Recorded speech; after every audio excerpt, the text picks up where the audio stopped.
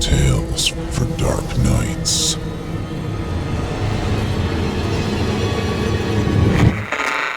Want to make sure you never miss a Chilling Tales for Dark Nights video again? Be sure to subscribe and hit that bell to turn on notifications. It's time to turn off the lights and turn on the dark. Chilling tales for dark nights.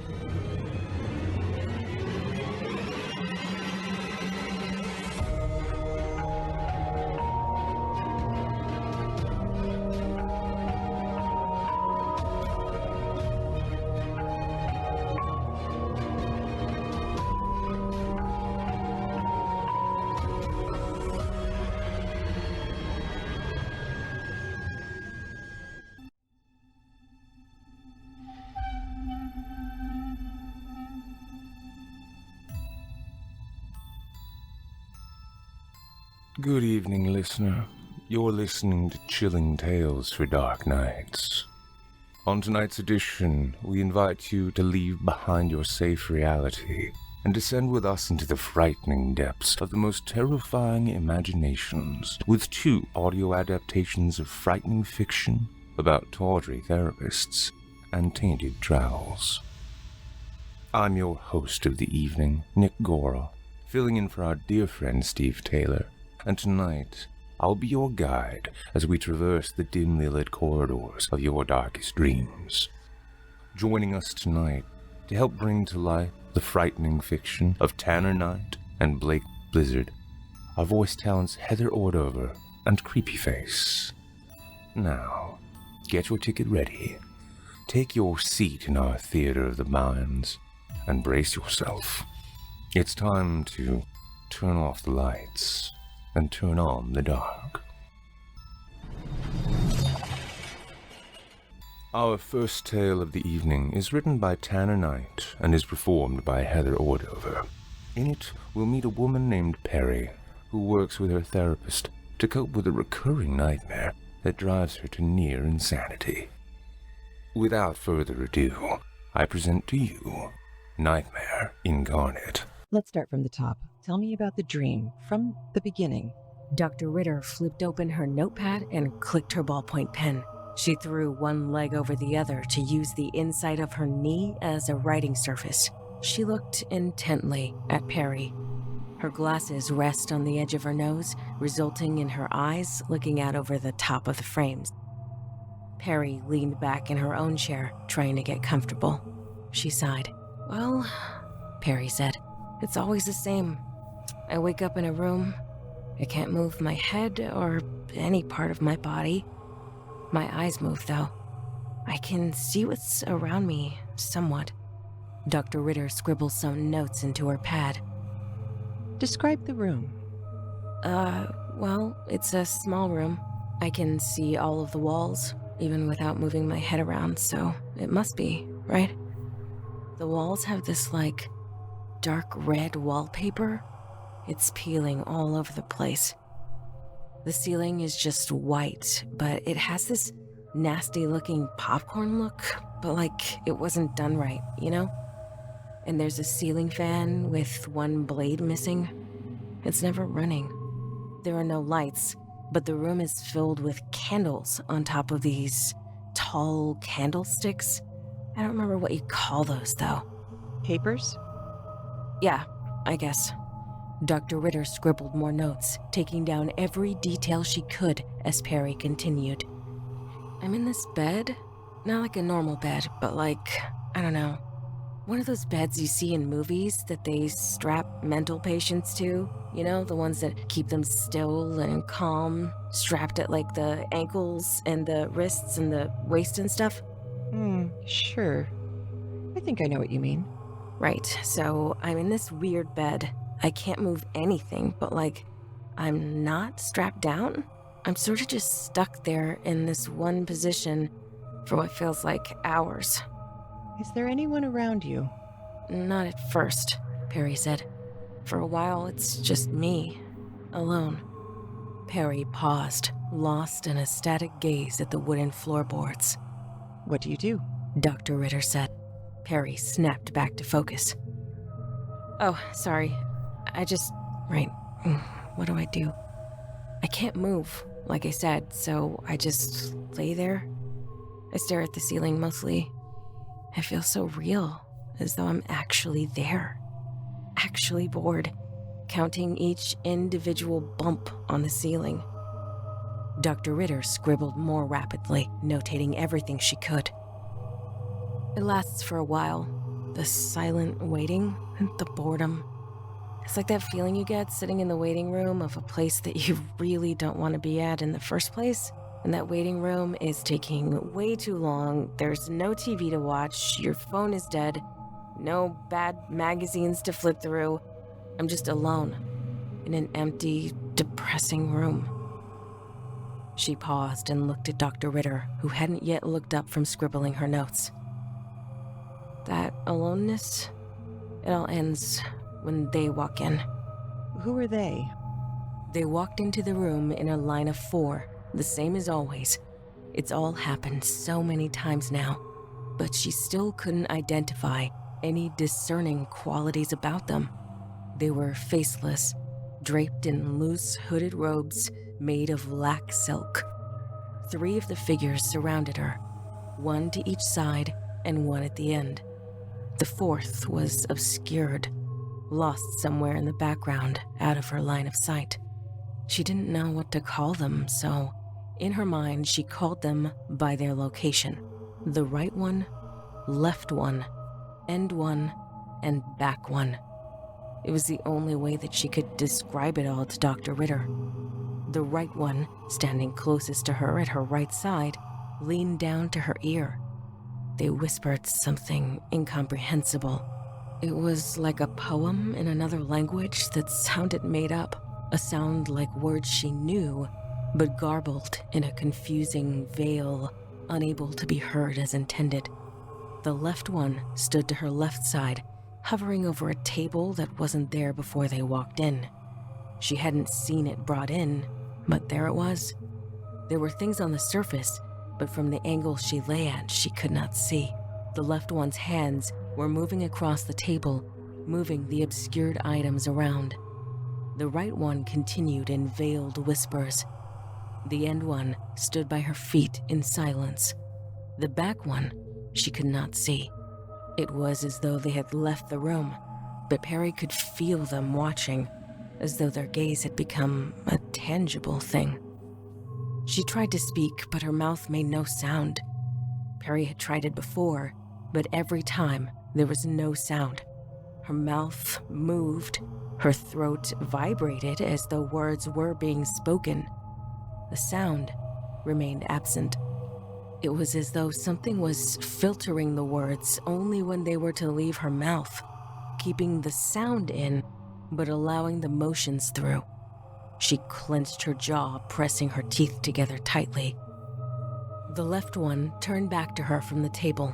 In their hand was a small metallic device. She recognized it from before, but still did not know what it was. It looked similar to a fruit peeler in the position of its blades. It worked like one, too. She knew what they were going to do. It was about to begin again. The left one passed the peeler to the end one by her feet. They always started there. Perry stuck her tongue between her clenching teeth, pressing hard enough to bite through from the stress alone. No matter how hard she bit her tongue, she never went through. The end one pressed the peeler to the sole of her left foot, putting pressure, imprinting the shape of the blades into her foot. They started by sliding it upward from the bottom. Perry tried to scream, but her mouth remained silent. She tried to wriggle, but couldn't move. Slowly, the skin was cut from both of her feet, layer by layer, until there was little left but meat and bone. The right one whispered, the left one sorted through their tools. Perry cried dry tears and screamed in agonizing silence. Good morning, Perry. Good morning. I take it that you've had that dream again since our last talk. Yeah, a few times. A few? How many times? 4. Fascinating. Dr. Ritter wrote furiously in her notebook. So, Dr. Ritter said, that's 4 dream occurrences in the span of only 1 week? The frequency of the dreams has increased 4-fold. Has the content of the dream changed at all? No, it's all the same. How about our method? Has that helped? No, Have you tried it? every time. And it doesn't wake you? That's what I said, isn't it? Dr. Ritter frowned. I'm on your side here, Perry. No need to be short with me. I'm sorry. I'm just tired. Really tired, I understand. Dr. Ritter said. So, forceful waking hasn't worked at all. That's okay. We can try something else. I just need to sleep, Dr. Ritter. I'll do anything. Just please help me sleep, Well, she said. the next method may be able to solve that, but mind you, I don't think that it will actually stop the dream itself. So, What I'm thinking is this. Dr. Ritter said. Accept the dream. I don't understand, Bear with me, Perry. she said. Let's think about what your goal has been so far. What are you trying to do because of this dream? Okay. I think, and correct me if I'm wrong, I think you are simply trying to escape the dream altogether. A simple conclusion for something extremely complex. Yeah, I mean, I obviously want out of this, Right. Dr. Ritter continued.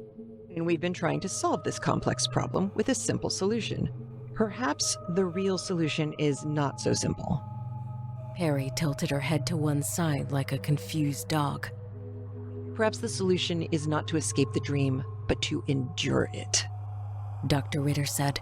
Perhaps it makes the most sense to accept the actions as they happen, embrace the pain and fear, take away the power of the dream.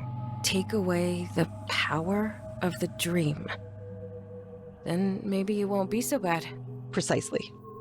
Red, peeling wallpaper filled her eyes. Her body yearned for the pain to end, but she held in the silent screams as much as possible. She whimpered without noise. Her body writhed as she attempted to resist whatever she could, accept her pain, conquer the power that the dream held. The soles of her feet were peeled down to the bone, nothing left but a meaty pulp of flesh and muscle and fat. The left one picked up another tool from the table. They passed it to the end one, swapping tools.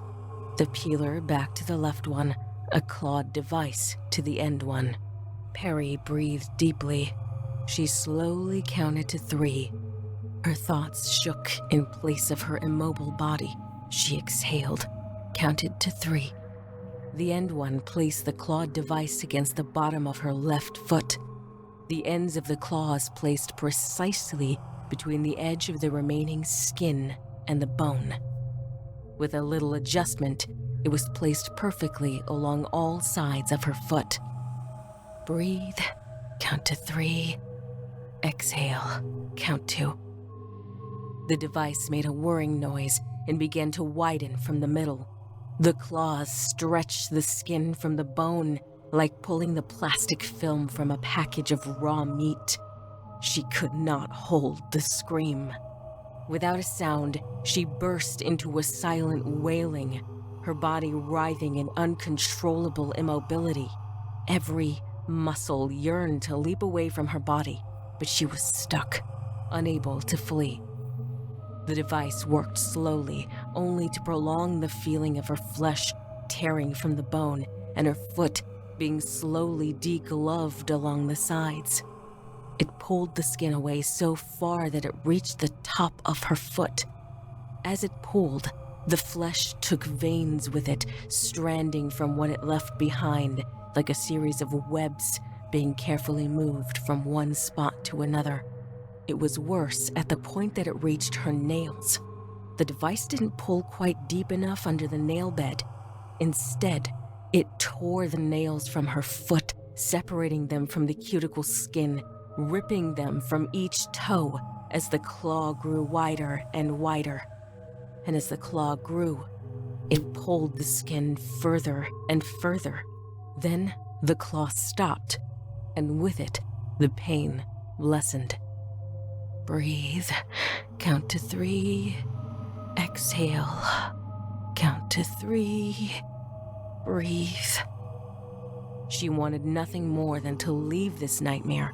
Nothing more than to wake up. Nothing more than to make the pain stop. But she needed to keep going. She needed to see this through. She needed to take the power away. She could do this, just as she did the last time. She could make it through. Breathe. Count to 3. Exhale. Count to 3. The N1 lined up the machine on her other foot and turned it on. Have you made any progress with our new method? A bit, I suppose. Are the dreams becoming more bearable? Not really, Perry said. But I'm making it farther through the night, sleeping a bit more than before. That's good. Dr. Ritter said. That is very good. I don't really get it. Like, how is this going to fix the problem? It may not. It wasn't exactly meant to. What I'm hoping it will do, though, is make the problem less of an immediate threat to your health and well-being. Right now, my goal is to get you to a state of mental stability, get you somewhere safe while we look for the solution. Does that make sense? I suppose so. The fact that you're getting more sleep is a good sign. It means it is, in fact, starting to work. And you think it'll get better the more that I accept the torture? I do, Perry. Dr. Ritter said. I really do. She smiled at Perry, clearly happy that something she's done has helped. Even though it wasn't great progress, it was something.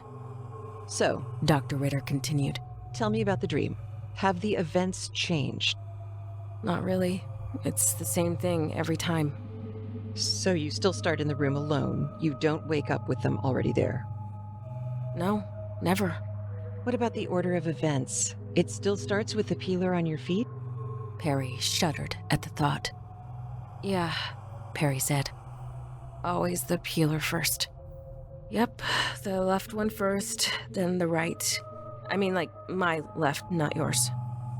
Yes, I understand, Dr. Ritter said. Dr. Ritter leaned back in her chair, the back end of her pen wedged between her teeth as she began to chew it. Her molars dug into the plastic, cracking it audibly before she decided to stop. She stared at the wall behind Perry, thinking about something, but Perry wasn't sure what that something was. Dr. Ritter? Perry said. Dr. Ritter looked away from the wall and back to Perry. Sorry, Perry, she said. I was just thinking about something. Dr. Ritter leaned forward in the chair, uncrossing her legs. You say that the dreams are consistently this exact same events, correct? Yeah. But they are different, correct? Yes. And what gives you that indication? How they move. Dr. Ritter wrote that down, then motioned Perry to elaborate. I can tell by how they move, Perry said.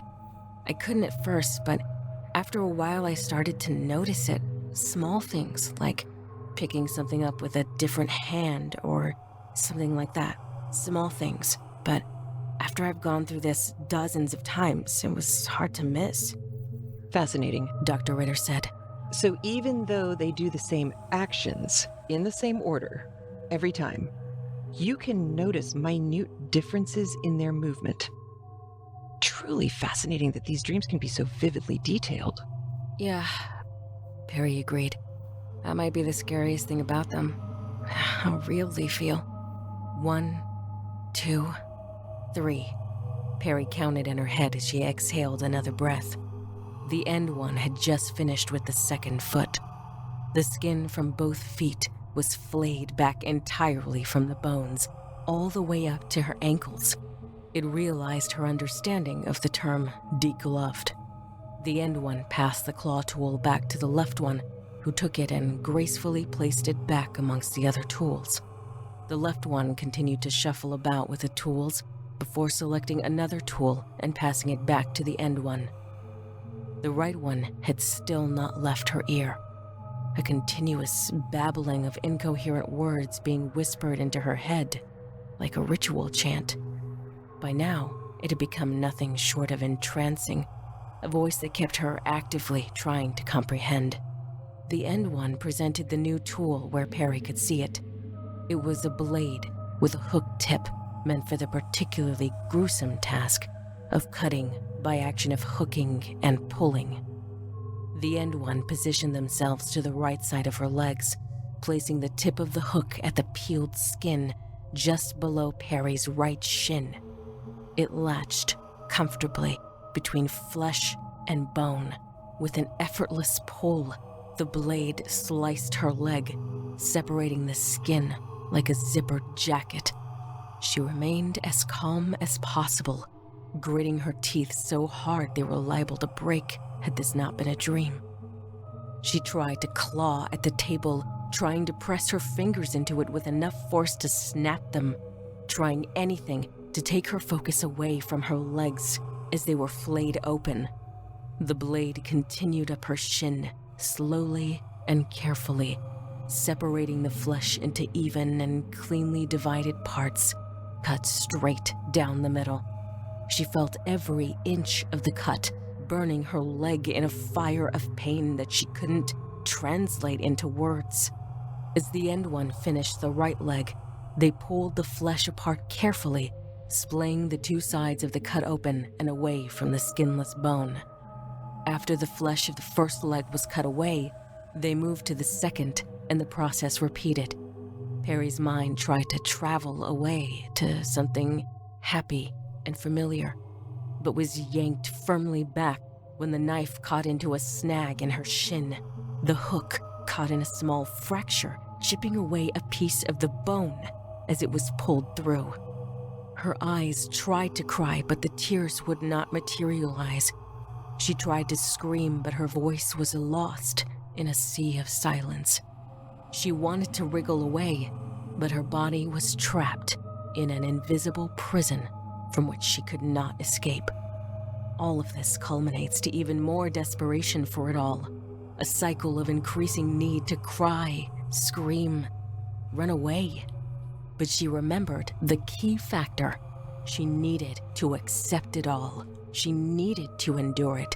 She needed to take away the power that it had over her. She needed to be stronger, and that is what she would do. She would accept it. This was her nightmare, not theirs. She was in control of her feelings, her pain, her escape. She breathed deeply. She counted to 3. "I think that I'm starting to understand it all," Perry said. "I think..." Dr. Ritter tapped the timer on the clock on her desk. She leaned forward, crossing her legs, resting her pad on her knee. Her glasses positioned tight to her face, inflating the size of her eyes in a weird, waspy look. She clicked her pen repeatedly against her thigh. In what way? Dr. Ritter said. "Well, I think that I'm starting to understand how to accept it. The nightmare, the things that they're doing to me." "Oh?" Dr. Ritter said. "That's fantastic. Please tell me more." Perry rubbed her eyes and leaned back in her chair. "Well," Perry said, "I think I've started to put it together in my mind that it's not real. That even though the pain is, well, that it feels real, it's not. In the end, I always wake up. I'm always fine on the other end. It's just like the journey that's the painful part." I see. So what you're saying is that it is all just a matter of realizing that in the end, it will pass. In the end, it never happened, and you'll wake up alive and unharmed. "Yeah, pretty much." That makes sense. Dr. Ritter said, writing messily into her pad. And this has helped you sleep better? "Yes," That's good. I'm happy to see that some progress has been made. Dr. Ritter said. I want you to continue this acceptance. I think that if you can get to the point of accepting it all fully, then we may be able to mitigate the damage to your sleep cycle entirely. From there, we can really start to tackle the actual dream itself. Okay, I think I can do that. Might I suggest something that may help you even more? Of course. Try to view the pain as euphoric. Rather than just accept the pain, turn it into something that you want to experience, more than something you just want to deal with. Does that make sense? I think so, Perry said. You think that'll help? I do. Dr. Ritter said. If the pain is something that you turn into a euphoric experience, perhaps something that arouses you even, what power does it have over you? It doesn't. The pain is no longer a threat to you, but an invitation. Yeah, Perry said. Yeah, that actually makes a lot of sense. It can't hurt me if it's something that I like. Precisely. And since it's not really happening, you can't exactly call it masochism. I say think of it as a form of BDSM. I know it sounds weird, but sexualize it. Enjoy it. Welcome it. Dr. Ritter smirked so slightly that it was hardly noticeable. Perry imagined that this was something that she herself was into, and talking about it made her weirdly aroused. If that was the case, this only made more sense. How can something hurt her if it was something she wanted? Do you think you can do that? Dr. Ritter said, removing her glasses from her face and sticking one end between her teeth. She chewed at the edge. I don't know, Perry said, but I can try. Great, Dr. Ritter said, sloppily jotting down more notes. Let's see how that goes, and we will discuss it in our next session. Her legs were flayed apart like a butterfly cut of meat. The skin was separated up to hips and pressed out against the table. The end one ran their hands down the open flay of one side, smoothing the flesh flat. Perry tried to bite her lip to the pain, but her mouth was stuck in place. She could feel it now. The euphoria. It took time, but with each passing of the blade, it became more and more natural to her. It became less about how the pain hurt, but how it was delivered with such care, with such patience, with such an awareness of her body that she had never felt before. It was pain, but in such a way that the nerves were being forced to interpret it differently, in a way that felt right. The end one handed the knife back to the left one. The left one placed it carefully on the tabletop. Perry's eyes shot to the side in anticipation, for her favorite part was next. The left one lifted the next tool.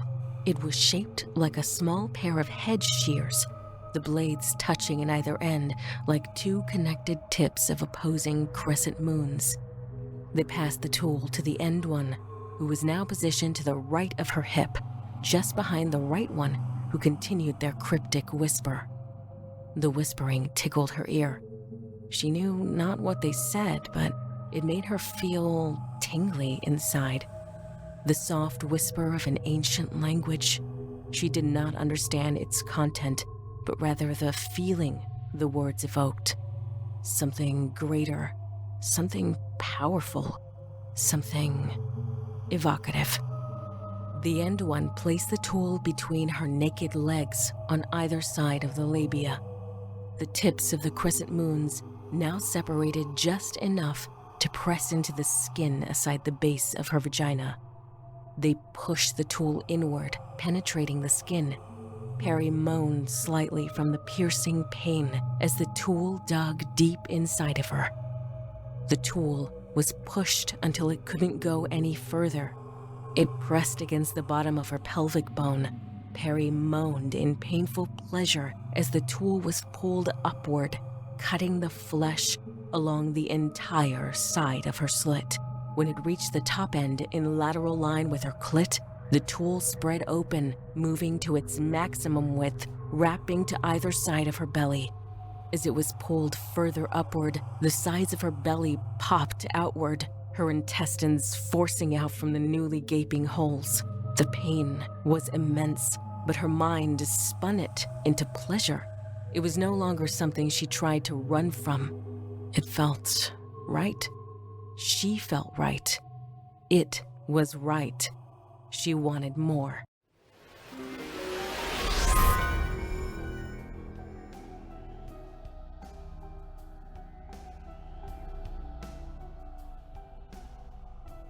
This episode of Chilling Tales for Dark Nights is brought to you by June's Journey.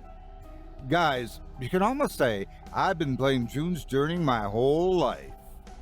From my early days reading Arthur Conan Doyle and going out on Halloween dressed as Sherlock Holmes, to my teenage years reading Chandler and Hammett and prowling around looking for clues, always with my trusty eyeglass close at hand. It all culminated in a criminal investigation degree and finally the rank of detective first grade, homicide. Yeah, those were the days. But I've learned to leave the past in the past. I've grown and I've matured. Now I play video games. June's Journey is a murder mystery hidden object game from our friends at Wooga. It's set back in the roaring 20s with all the charm, grit, and detective appeal of an old gumshoe like me needs. You and I will play the part of June Parker, amateur detective on the tail of a murderer. And let me tell you, if you love a good whodunit like I do, this game is just the ticket. June's Journey will place you in interesting settings all over the world, from the parlors of New York to the sidewalks of Paris. And scene after intricate scene, you'll collect clues, earn coins, win rewards, and unlock brand new scenes to explore. Countless scenes. With new ones added one at a time, you'll never run out of detective work. It's a laid-back experience, not some kind of button smasher. Still, it's got all the kicks of an action-adventure game. Every case I crack brings me right back to my days on the force. My favorite time to play is in the morning. You put your observational skills and power of recall to the test, so it's a perfect coffee companion.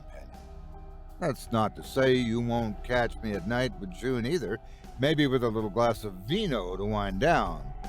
June's Journey is as relaxing as it is invigorating, so there's never a bad time to play.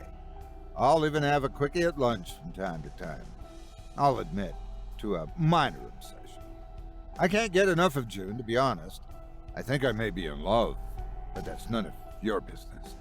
You want answers. You be the detective. So curl up with a good mystery, folks. Download June's Journey today for free and escape to a bygone age full of mystery, danger, and romance. I challenge you to play at least till Chapter 2 and see if you don't fall in love yourself.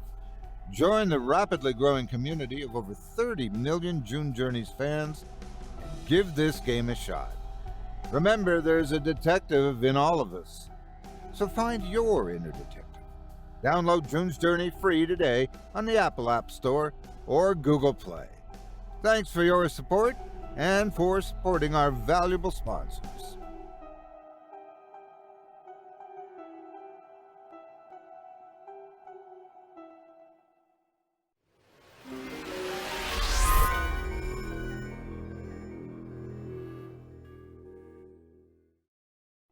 She moaned as the tool made its way to the lower end of her rib cage.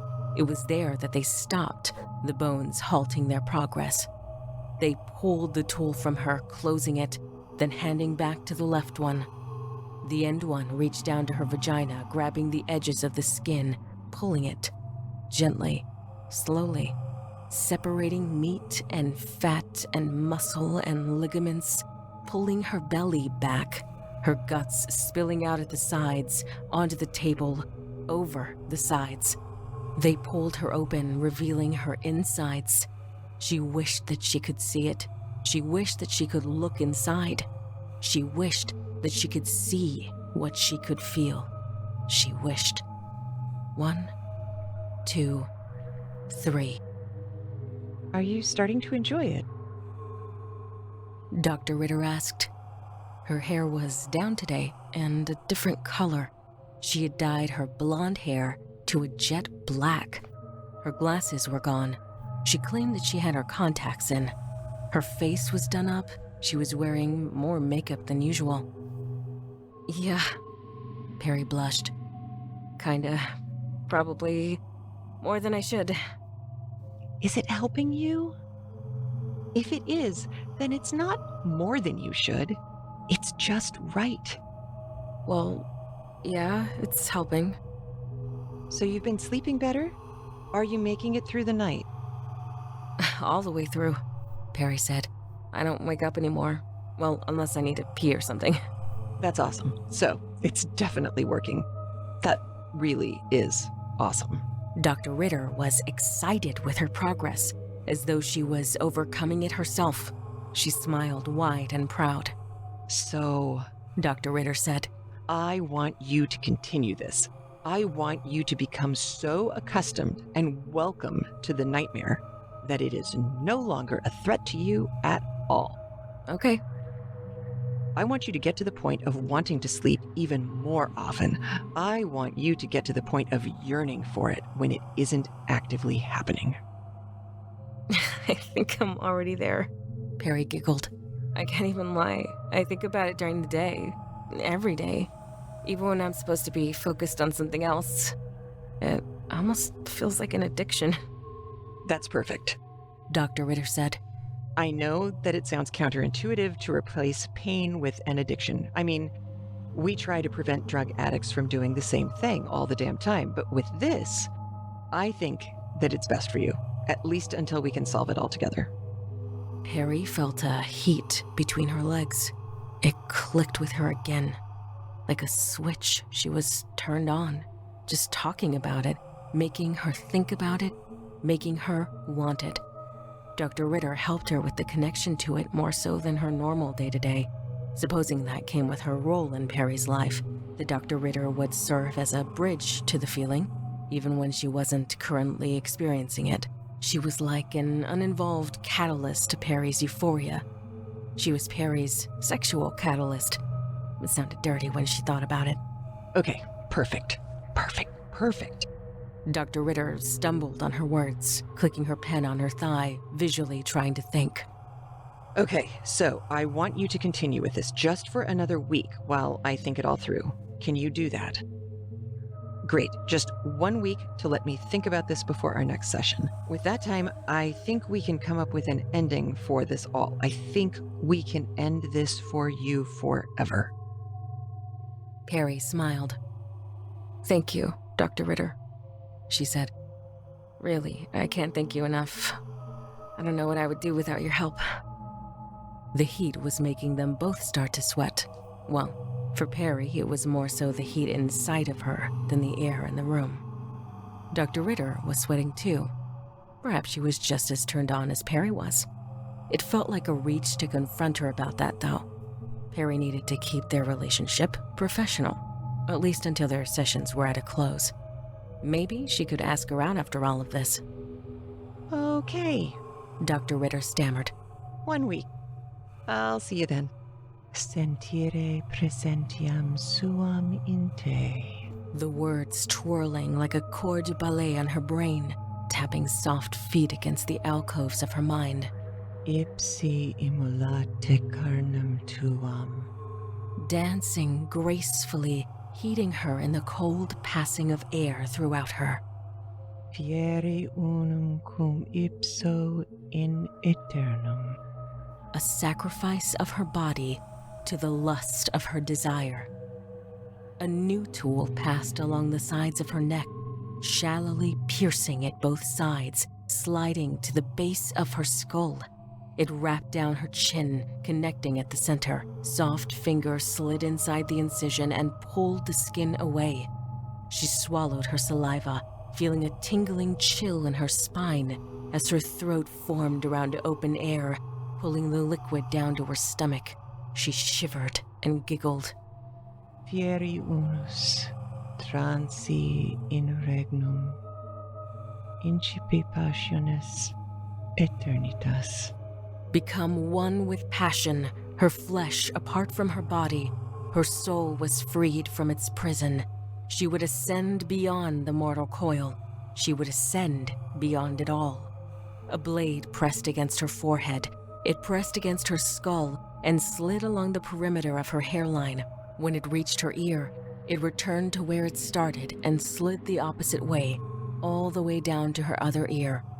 Soft fingers reached, plying between the flesh, pulling scalp from skull. She lies on the table, shivering from the heat of passion, rubbing her skinless body against the cold metal. She looked to the ceiling, its textured, patterned surface shaped like a pictogram of a shape she did not recognize. She admired its complexity, its simplicity, its confusing beauty. Her head turned to look around the room. They were no longer at her sides. They were lined up against the far wall, observing her beauty, absorbing her majesty. One of them stepped forward. It was hard to see, but Perry could make out the shape of their face. It was feminine. Her skin is clean. Her lips were covered in dark lipstick, the ends of her jet black locks draped from the sides of her hooded veil. They leaned down beside her, their mouth positioned beside Perry's ear. You did great, Perry. She said. You did great. He will be pleased with you. The voice. That voice. That voice. Perry's vision began to fade. Sleep, Perry. Sleep. That voice. It all went dark. She faded away into darkness. 3. Heat faded. Cold overcame her. 2. Fading away into darkness. 1.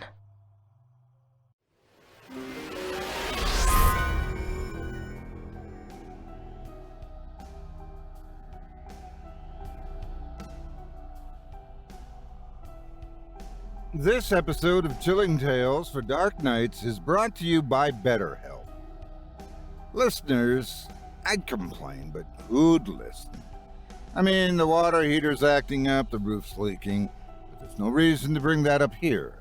Sure, the kids are flunking class, the dog's incontinent, and work is driving me crazy, but you don't need to hear about that either. We've all got issues to deal with, and a podcast is no place to air your grievances.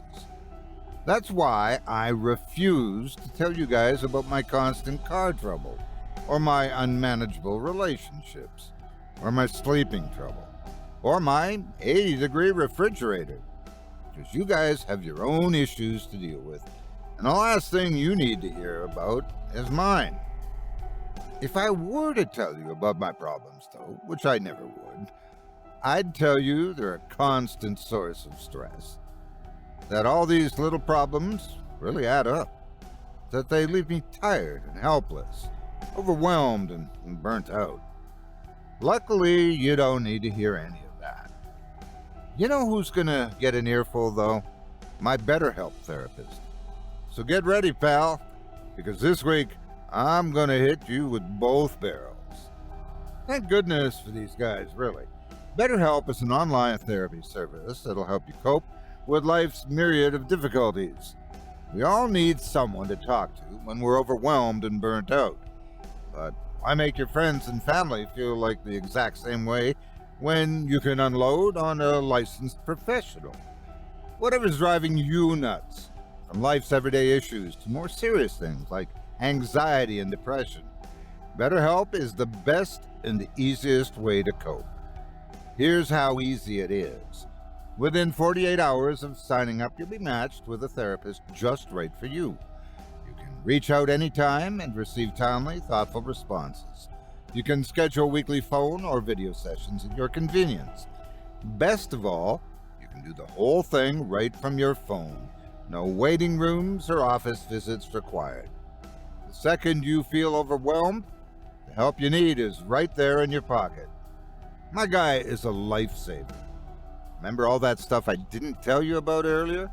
Well, it's a great advantage to have so much support between decision-making, coping skills, and simply having someone to talk to. I never feel like I'm going at it alone. BetterHelp is confidential, convenient, professional, and get this, much more affordable than traditional therapy. It's no wonder over 2 million people have tried it. Check out the testimonials on their website and see how BetterHelp helped them. This podcast is sponsored by BetterHelp, and Chilling Tales for Dark Night listeners get 10% off their first month at betterhelp.com/chilling. That's BetterHelp.com/chilling. Thank you for your support and for supporting our valuable sponsors.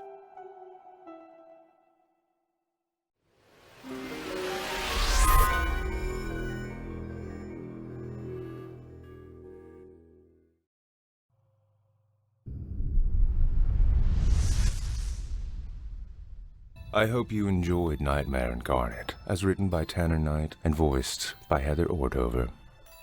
Heather Ordover can be found on the amazing Craftlit podcast, as well as on our channel. That's CRAFTLIT, all one word, folks. Our second tale of the evening is written by Blake Blizzard and performed by Creepyface. In it, we'll travel back in time to a 1975 small town in the middle of America, where a horrifying discovery is being made. Several neighborhood children are going missing. Some have been found dead. One of the town's most well-known farmers gains the most suspicion for the missing children. A simple man that just likes to farm and take care of the local children. Almost 50 years later, a famous YouTuber travels to the infamous home of the Twizzler Man to see what is true and what is not. Now, without further ado, I present to you the Twizzler Man. Do you know the story of the Candyman? Yes. The same as the 1992 film based on a short story by Clive Barker. Candyman is a twisted amalgamation of classic myths and modern horror. The Candyman could be compared to the uber-classic Bloody Mary tale. But this guy has a hook and some strange relationships with bees. An interesting backstory to the Candyman places him on the shelf in the Urban Lore bookshelf. I'll let you research that for yourself if you're not already familiar. At its most basic, I can explain the tale like this. Say his name 5 times before a mirror, and you will die an incredibly fantastic death. Why would you invite your demise? Because it's just a game, right? It plays on all of our childhood curiosities and fears. Say Bloody Mary 3 times into the mirror. No, you do it. We all know nothing will happen. So why won't you just say it then? So, we are all caught up on the Candyman. Have you then heard of the Twizzler Man? A more specific sugar-themed character. No, you haven't heard. Well then, please sit back, relax, and grab a bag of popcorn and your favorite sweet treat. Turn the lights off. Or, at least, dim them. 1975. America's Bicentennial. This story revolves around Alfred Welsh. Alfred lived by himself in his family's farmhouse for his entire life. He grew up milking cows, mending fences, and preparing various livestock for consumption, for both commercial and individual sales. Alfred had several siblings helping with the various tasks around the farm. Throughout the years, they all found different callings. Alfred stayed.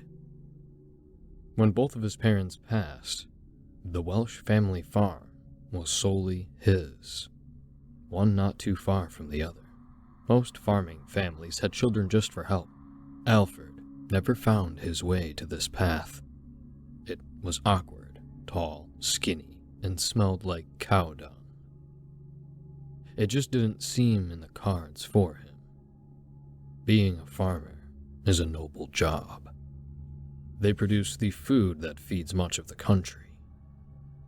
Before the Walmart-style farms that mechanically and methodically produce genetically enhanced animals are now delivered to our door. Now, Alfred was off. Being a farmer didn't make him unappealing to women.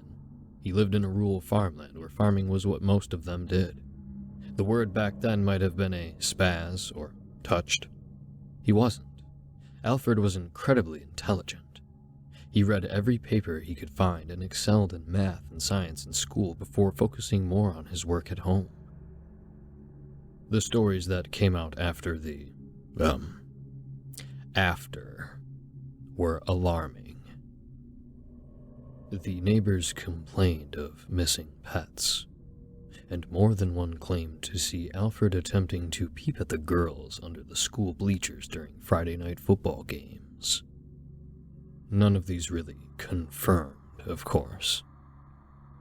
By 1975, he was an adult, firmly handling the Welsh family farm estate. For years, the farm was staying above water. Impressive, being that he had no children of his own to help with the multiple chores needed to keep up daily production. There is no job too small on a farm. Here, he enlisted the help of a handful of town boys. Alfred made it known that the help was needed, and he'd even pay a meager wage if his friends in the community would oblige. Alfred was strange, sure, but he was not disliked at all. He was also known as kind of the town handyman, another byproduct of what might be known today as being on the spectrum. He had a mechanical mind that allowed him to fix anything from the school drinking fountain to one of his colleagues' heavy-duty John Deere tractors. It kept him calm. Growing up in a rural area, especially pre-internet area, you could imagine how valuable someone like Alfred could be. Calling an actual mechanic wouldn't only take time, but it would hurt your wallet pretty bad. Alfred barely asked for a 25-cent bottle of Coca-Cola. Alfred kept busy between his farm work and his small-town projects. He truly loved giving work to the town children. It was a good experience for them, and it helped him greatly. Keeping the pens clean was just one crucial job that kept his farm working. He maintained this goodwill for quite a long time, until children started going missing. It was a story that rocked this small farming community. Police were perplexed. A small-town force was not equipped to investigate over a dozen missing children. The necessary technology was not there to help. When one of the missing children turned up dead and massacred in a heinous fashion, it changed many lives. All that was found near the unfortunate 13-year-old child was one shoe and just 2 pieces of Twizzler candies. Current year, 2022. Mr. Dark Knight, one of, if not the first, YouTuber to feature mainly scary content. Real name unknown. He must have decided early that he would not reveal his identity, but was fine with revealing what he looked like. 2006 was a different world in YouTube terms. Mr. DN, as he's known to most of his subscribers, started doing the now well-known countdown of scariest whatever. It could be the top 9 scariest buildings, ghost sightings, abandoned psych wards, etc. He smartly moved to investigate some of these famous haunts right when the ghost hunter fever hit in 2007. If you were around during this time, bless you, especially if you loved the paranormal culture. Ghost hunting was seen as lame on mainstream network television, to put it, even cable TV. Eventually, the paranormal community broke down the walls of Jericho. They wanted the content of ghost sightings, creepy shadows, and EVPs, electronic voice phenomena. Mr. DN was right there, bringing his team of ragtag friends to attempt to pierce the veil in such sights as the Clown Motel in Tonopah, Nevada, the Stanley Hotel in Colorado, and the defunct Sloss Furnace in Birmingham, Alabama. He even did a tour of some of Europe's most famous haunts, traversing some of the most interesting medieval settings. His channel exploded. This brings us here. Mr. Dark Knight has teased his next investigation. He and his team will be traveling to the middle of the United States plains to see if this modern-day Twizzler Man legend is fact or fiction. What's up, guys? Mr. DN here. Welcome, Dark Nation. We are here in the supposed town where the legendary Twizzler Man legend was born. Many of you asked for this, and I have to say that I was completely unfamiliar with this one. Candyman? Heard of. Bloody Mary? Heard of. The birthday face guy? The April Fool's killer? I know. But this one was different. Back in the mid-70s, there was an unfortunate rash of missing children in this rural farm town. 12 children went missing. From what I could research, some of them turned up in the worst way imaginable. You all know me. I don't dive into the grotesque or gore aspects. You can find another content creator for that. You can also search for this online for yourself. These children were found deceased. Unceremonious is the word that comes to mind. The last victim was found with a couple of Twizzler candies next to his corpse, hence the name. Not one arrest has ever been made. I was curious as to the basic history of Twizzlers. Seems like they're somewhat new, no? Well, Twizzlers were introduced in 1929. After World War I, Hershey's produced them. Now, it's somewhat noteworthy that Mr. Dark Knight is filming this as part of his TV show. Some from the younger generation might see this as a step backward. Television is quickly being seen as the way of the dinosaur. Online media is the king at this moment. But Mr. Dark Knight is a little older than the average YouTuber. He's 1 year from becoming the big 4-0, meaning that he still holds a special place in his heart for TV. Getting your show on basic cable is an accomplishment. He's more than thrilled to be hosting his 30-minute, highly edited show on one of the travel channels that host such paranormal bangers these days. The Dark Knight crew pulls up to the alleged Welch farmhouse in a convoy of about 4 black Cadillac Escalade rentals. They were slick and stylish, but they are also still a symbol of making it, and they have room for the crew and their modest cachet of TV equipment. The scout crew had already set up at the farmhouse. He wanted a shot of him driving/walking up to the site of what may be one of America's lesser-known serial killers' abodes. He made the right call. Yo, Dark Knight looks in stunned silence. What is this, some Freddy Krueger shit?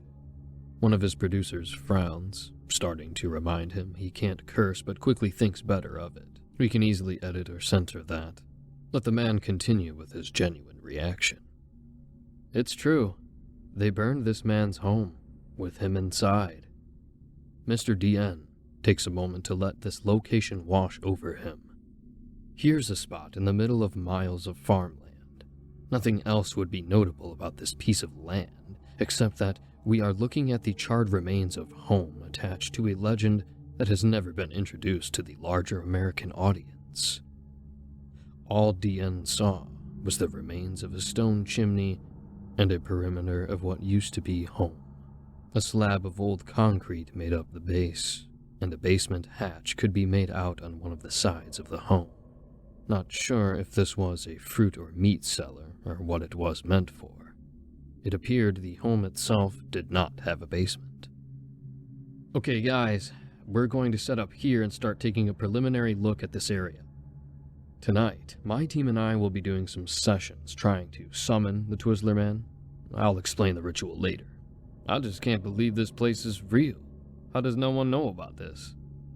Mr. DN then goes into a little more history of the lore. Town historians estimate that between the years of 1975 and 1981, more than a dozen children had gone missing from the small town farming community. Many parents had gained suspicion of Alfred as the key suspect. As the children that had been loaned out as help had been the ones missing, the police could never make a connection to Alfred. One unnamed parent told the local paper that he thought it weird that all Alfred ever asked for was a bottle of Coke and maybe a package of Twizzlers. When the Twizzler candy was found at the site of one of the last victims, the town was livid.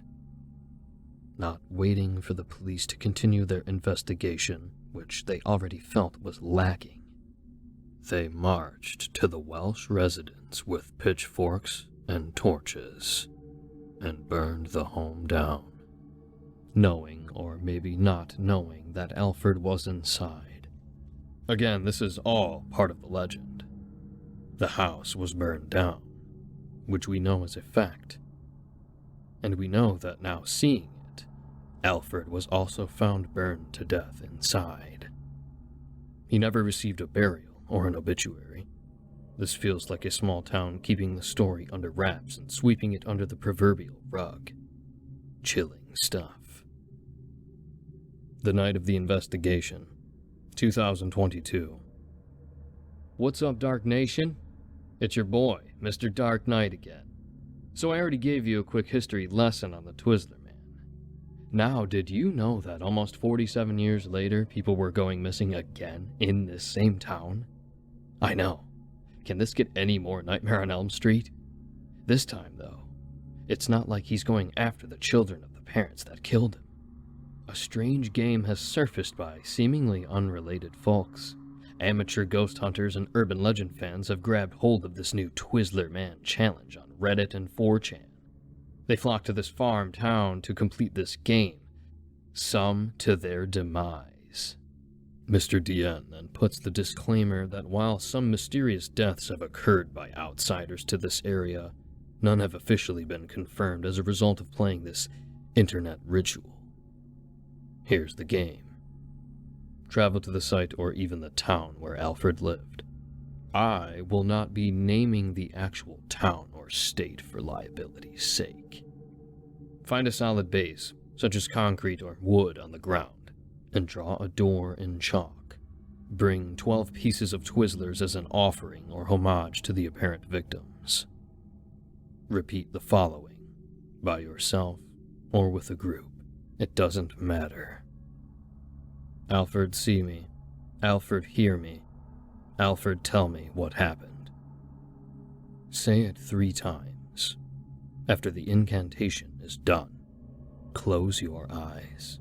Keep them closed for at least 30 seconds. When you open them, count the candies.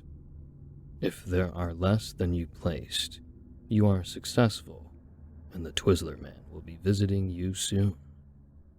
To do what no one has documented, if you have more, we all know it might be too late. Mr. Dark Knight takes a moment with his crew, doing their pre-game ritual at every investigation. It's showtime. What's up, Dark Nation? It's the moment you have all been waiting for. We are here at the supposed site of possibly one of the darkest and deadliest killers in our history. But is it true? We're gonna do the ritual tonight. Stay tuned, fam.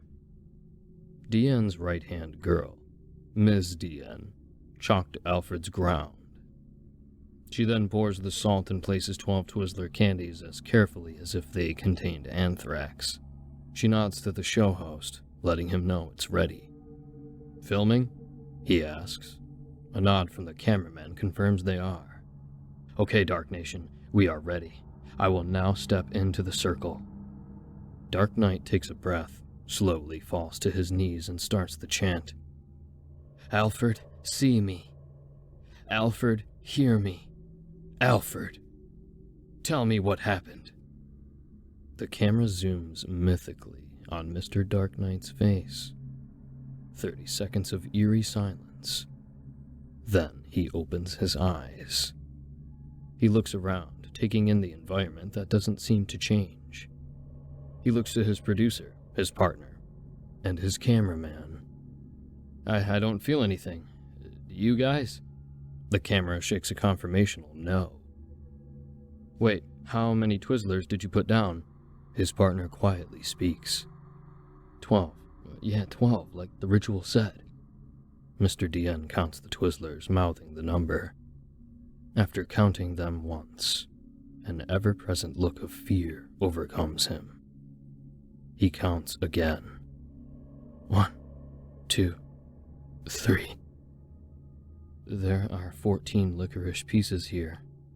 You said no.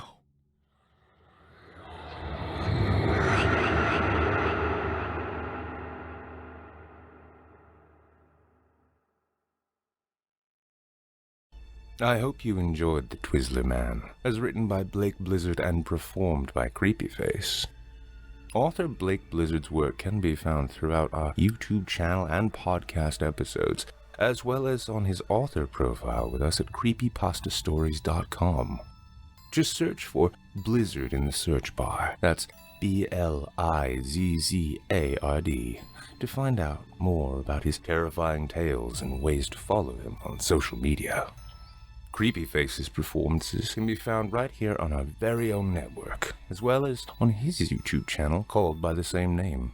Now, our weekly descent into the depths has just about come to a close, but before we go, I'd like to take a moment to thank you for joining us tonight, and remind you to take a moment to stop by our iTunes page and leave Chilling Tales for Dark Nights a 5-star review and a kind word, and follow us on Facebook, Twitter, and Instagram if you haven't already. And of course, subscribe to us on YouTube, where you can find an archive of our work going back to 2012, and consider signing up as a patron at our website, chillingtalesfordarknights.com, to show your support and get all of our content ad-free. I'm your host, Nick Goroff, and it has been a pleasure. Tune in again next week, when we once again turn off the lights and turn on the dark. Sweet dreams, listener. Sweet dreams.